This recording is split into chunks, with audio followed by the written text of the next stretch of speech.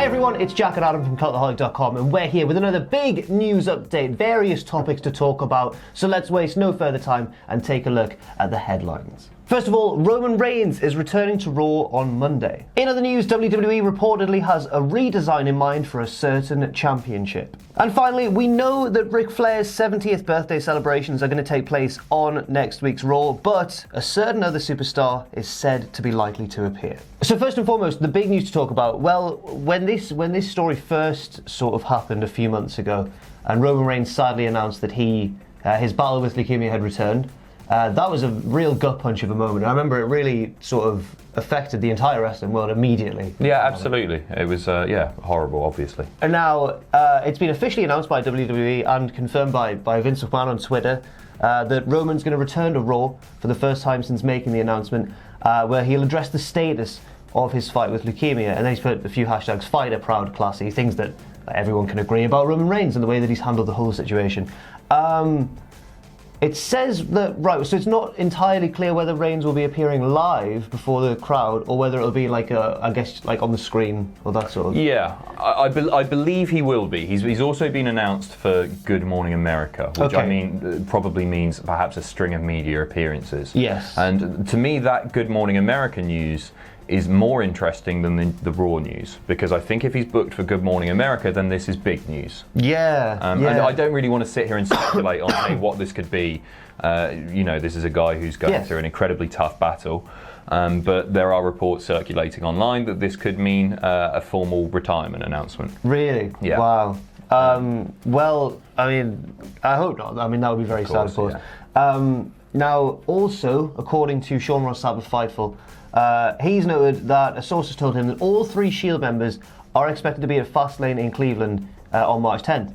But the significance of having all 3 men there isn't really known yet, so we wouldn't know whether they'd all be, appearing on camera or an active role at the show, or whether they're just there, I guess, just hanging about. But in other news related to this, Sean Ross Sapp of Fightful has said that a source has told him that all 3 members of the Shield are going to be there at Fastlane on March 10th in Cleveland, Ohio. Now, he's specified that the significance of this isn't yet known, whether they'll be making an appearance in the arena in front of the crowd, or whether there'll be some sort of backstage interaction, or whether they'd just be there in an off-camera capacity and there wouldn't actually be any sort of storyline advancement between the 3. It's quite a strange one. It is. Obviously, this sort of brings up the question of Dean Ambrose as well, because Dean Ambrose is leaving the WWE, or is thought to be leaving the WWE. I guess they're still, in some fans' minds, is that a work, is that a shoot? Will this be Dean Ambrose, Seth, Roman getting together one last time, one last triple powerbomb maybe? Who knows? Who knows? If Roman does announce his retirement on Raw. It strikes me as if that were to happen, and obviously we don't want it to happen, but if that were to happen, you'd think the big final moment would be at WrestleMania, though. Yeah, that's a fair point. So maybe this is only the prelude to something. Yeah. We could be getting ahead of ourselves here. Roman Reigns has been working on films. Yes. This could be an announcement that, hey, I'm going to be in this film, or this is going to be an update to this film, and it could just be something that simple. I mean, was he affiliated with The Rock? Yes, he's been working with The Rock on a film. I can't remember the name of it. But there were the promo shots that came out. Absolutely. Behind the scenes stuff. Yeah, and he's still looking well. It's nice to see him. Yes, it was very nice to see. Did you see Rusev's tweet, by the way? Go on. He tweeted, because when this announcement came that Roman was returning to Raw, he tweeted at Roman Reigns, "I'll take the spear and the Superman punch, brother." Did he? Yeah. He's not even on Raw. I didn't even think about that. No. He's so good at Twitter. Yes, he's so good at Twitter. Yeah. Next up, in news that this story has kind of blown my mind a little bit. It's exposed a whole world that I didn't know existed. But Heel by Nature is reporting that there are new designs in the works for the tag titles, the male tag titles on Raw and SmackDown. Thank the Lord. I'm not a fan of the big red and blue. Yeah. 2010. Was it? That big penny was introduced. Really? It's been that long. The Raw one. Oh no, just the generic one. But then it got split into Raw and SmackDown. Right. Yeah. Well, yeah, I'm quite pleased about this. Yeah, absolutely. I mean, Dash Wilder. Both the Revival have been asking for newly designed tag belts. They've been wanting the throwback to the old classic tag belts, and we've seen that happen. We saw that the IC title, of course, came back, and immediately it felt like it had a little bit more prestige. Was that Cody Rhodes? It was, yeah. Yeah, right. Would that happen if the Raw and SmackDown tag titles, the men's tag titles, were redesigned? Do you think? Dress for the job you want. Yeah, no, I like, totally. I think it could be the start of a new reinvention for the tag divisions. Exactly. To me, that's a visual signifier that they are going to put investment in storylines and investment in the tag division as a whole. You'd hope so. Absolutely. Now, the article by Heel by Nature cites, this is the bit that blew my mind, Championship Design Insider.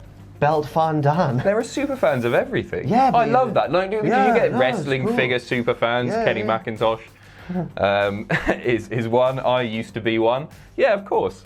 But Belt fan Dan, I like that. Belt fan Dan. Belt fan Dan is claiming that WWE has contacted Dave McMillan, a renowned designer of championship belts, including those used by WWE, to help with the redesign. He was the designer of the unified tag belts that... Oh, no. He was the designer of the penny belt. Oh, hang on. It's going to be a shambles. No, because that doesn't necessarily mean... That might have been just him working to the design there. Yeah, sure. I'm sure he submits lots and lots of drafts of various things, and they go, yep, that's big and... gold and yeah, I don't want to be slating off Mr. McMillan before we've even seen him. Also, Dash Wilder has made several calls on Twitter to bring back the classic design, including I can't remember if it was Wilder or Dawson, but one of them tweeted that picture of them with the photoshopped old belts on. Oh, it looked nice. It did, and then the other one looked nice. He put, "We want these titles back," and the other one quote retweeted it and put, "I prefer to call them belts." Oh, you can't be doing that, you naughty boys. Just because AEW wants you think you bet they're strutting about backstage, knocking people's notes out their hands. Nerd. What popped into mind there was Michaels kicking Ty Dillinger Stan. Yeah, that's how I picture them. Yeah, but now Stan would just kick him back. Yeah, exactly. Yeah. Oh, it's all change in the world wrestling. It's just called WWE now. And now let's go to PW Insider, who are reporting the news that many of us, I think, suspected ahead of time, that Becky Lynch will apparently, according to PW Insider, be appearing on Monday Night Raw, which just so happens to coincide with Ric Flair's 70th birthday celebration. I can't believe he's 70. Right. Have you seen Tales from the Crypt Keeper? You familiar? I'm familiar, I don't know. Yeah. Well, I just can't believe that Ric Flair is turning 70. Right. Are you suggesting that you thought he was older than 70? So Becky Lynch. Yep. It makes sense, right? I think this is going to happen for sure. It's being reported here. Ric Flair's coming back. Like, what else is going to happen? Surely she's going to come in and she's going to break Ric's nose. She's got to. It's got to be a. Yeah, she has to. It has to be physical, doesn't it? Because at first I thought she was just going to come out and slag him off, and then Charlotte would defend him, and then it would lead to a brawl between those two. Mm-hmm. But there's going to be. It's like when Owens headbutted Vince. There's going to be one thing, isn't there? Like one moment. The catalyst for. It's not really the catalyst anymore, is it? No, she's done so much already. I feel like it started to stall because they went back to the leg injury for some reason, which didn't make sense to me. No, I think that was just a little bit of a swerve. And now I think she's fine. When she was escorted away at Elimination Chamber, she did so, I believe, without the crutches, right? Yeah, but was she still limping a bit? I'm not sure. She attacked Charlotte, and then she started selling the leg again, and then she attacked Ronda, who needed legitimate stitches, by the way. Yes. And then she was helped out to the back. I'm not sure if the injury thing is part of the storyline anymore. In my mind, that was just her, like... possum. Yeah. Right. But that's weird, because she ran into the ring, got attacked by Charlotte at that house show, and then decided to play. It doesn't... She thought she had it in her mind all along. Yeah, whilst he was getting beat down, she said, I'll pretend I'm hurt. I feel like if this Ric Flair thing were to happen, that would get it back on track. Not that it's not going to be huge and intense when it gets to WrestleMania anyway, but it really will help it get back on track. Next gear, she's beat up an old man. Yeah, that's Let's cheer her. Becky Lynch is going to get cheered for beating up a 70-year-old man on his work birthday. Austin stunned Linda and stuff. Yeah, no, you're right. No, but I hope... she deserves to be stunned. If they do it, and they'd never do it, but if they called back to that match in like 2016 or whatever, when Becky was against Charlotte and he kissed her, and they've since cut that according to Ross. It's not on the network anymore. They've cut that scene, that like little bit of the match. Well, it made why did that happen? Just because wheeling, dealing, jet flying, all that stuff, being dirty? Son of a gun. Because he wanted to distract her. And it would, to be fair, it would have distracted me if Ric Flair tried to kiss me. Yeah, if Pensioner got his lips on mine. There was also one where he plopped his jacket over her head like a budgie. Do you remember this? Yeah. I think that was Becky as well. And that was enough, wasn't it? He just, yeah, she was confused. She couldn't see which direction she was going, so she went to sleep. Yeah, so I reckon, yeah, it's gonna. I don't think they'll reference any of that stuff, but he deserves it. Bloody hell, he deserves it. Dirty. And also, oh no, oh dear. Also, everyone's been saying on Twitter and stuff to be the man. You got to be the man. I didn't even get that. Yeah. To be the man, you don't have to beat him. You just have to punch him in the face on his birthday. You've got to physically batter the man.